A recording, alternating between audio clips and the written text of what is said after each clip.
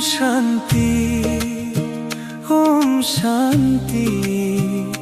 শিব বাবা তুমি প্রেমর সাগর, তোমার প্রেমর কোনো তুলনা নাই।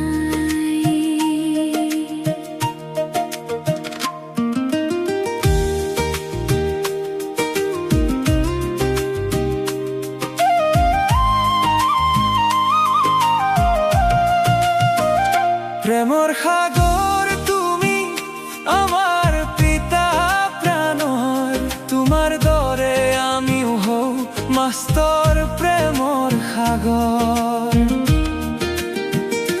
মৰমৰ সন্তান আমি সকলো তোমাৰ, কাকো বিতুষ্ট নকৰো নহও দুখৰ আধাৰ।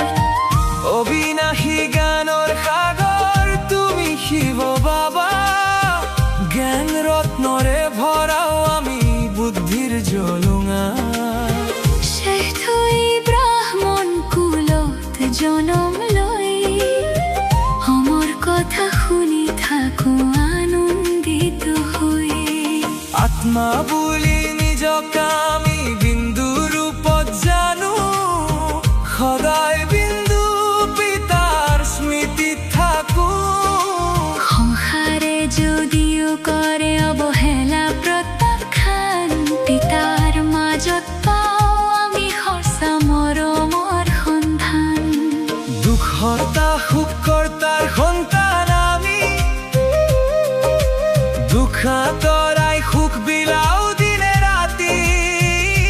কেৱল আশীৰ্বাদ নহয় সঁচা পুৰুষাৰ্থ কৰো। প্ৰতিটো খোজতে আমি পিতাক অনুসৰণ কৰো। বেহদৰ পিতা তুমি স্বৰ্গৰ ৰচয়িতা, স্বৰ্গৰ মালিক কৰি তোলা তুমি ভাগ্য বিধাতা। জ্ঞান চিতাত বহি বিকাৰৰ লেপ দূৰ কৰো। পবিত্ৰতাৰ আলোকেৰে জীৱনত দিব্যতা আনো।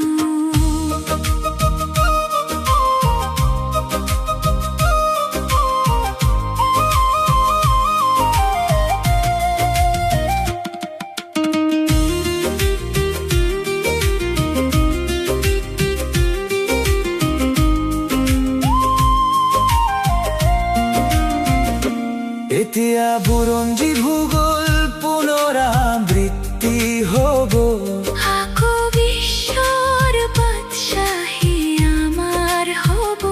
কিমান শ্ৰেষ্ঠলতাৰি আনন্দত নাচি উঠো।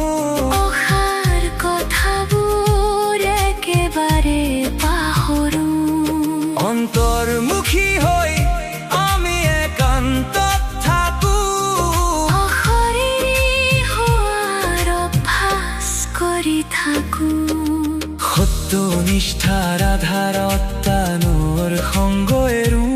এজনৰ সংগলৈ সম্পূৰ্ণ বিশ্বাসী হৈ থাকো। বুদ্ধিৰ প্ৰীতি সদায় কেৱল এজনৰ সৈতে ৰাখো। পিতাৰ বাহিৰে আন কাকো বুদ্ধিত নাৰাখো। সত্যতাৰ স্বস্থিতিত থাকি অমিশন, পৰিস্থিতিৰ মাজতো আমি হৈ থাকো সবল। উচ্চতকৈ উচ্চ পিতাৰ সন্তানেই তো বুজি, অচল অটল এগ্ৰহ হৈ থাকো আমি। হে শিৱ পিতা তুমি প্ৰেমৰ সাগৰ, আমিও প্ৰেম বিলাও নালাগে ভাগৰ। তোমাৰ স্মৃতিৰে অন্তৰ পবিত্ৰ হয়। বিকাৰ আঁতৰি আত্মা শুদ্ধ হয়। বুদ্ধি এজনেই পিতা